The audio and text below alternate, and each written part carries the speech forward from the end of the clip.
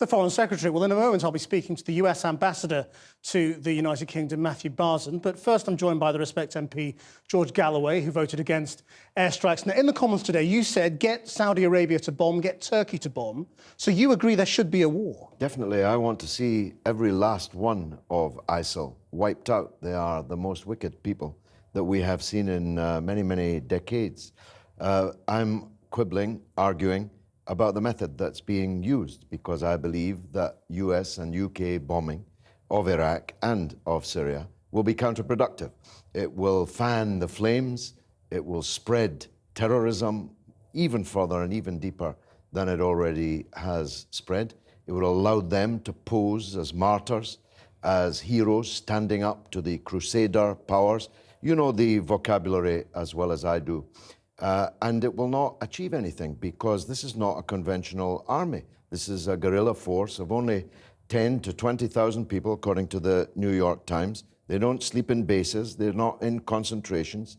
They are fish swimming in the water of a population in the west and north of Iraq that's deeply alienated from the government in Baghdad. So who would fight the ground war in Syria, in your mind? I mean, should we effectively align with Assad? We should strengthen those who are already fighting ISIL. That is the Iraqi government, the Syrian government, the Kurdish Peshmerga. So make peace with Assad, well, I mean, that's just so obvious that any sane person has to have reached that conclusion, even if they're not yet admitting it.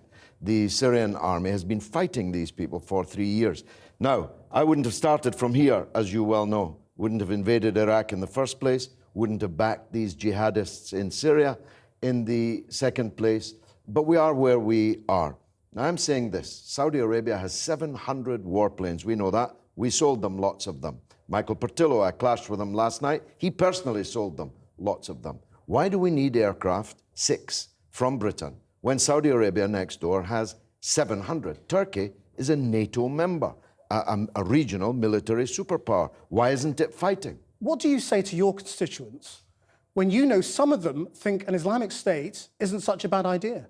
Well, there's every right of anyone to create an Islamic State. This is not an Islamic State. There's nothing Islamic about cutting off people's heads, eating their hearts, terrorizing religious and ethnic minorities, subjugating women, crucifying people, hanging people. These are murderous. This is a death cult. And it should be treated as a death cult. It shouldn't be treated as if it's the Wehrmacht that we're about to fight. It's not. It's a gang, a murder gang, and it should be fought on that basis. George Galloway, thanks very much indeed for coming in. The US Ambassador, Matthew Barzun, is with me now. Why shouldn't this be fought by Saudi Arabia and Turkey?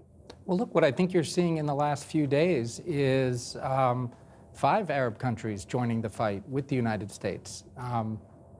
So that's already happening, and it's a really important part of the mix. I mean, I have. Look, it's an important part of the mix, and it's not just 5 Arab countries in the United States. Today, with what Parliament decided, the UK will continue its global leadership in fighting the cancer that is ISIS. But over 60 countries have joined the coalition, and of course, there's a military piece.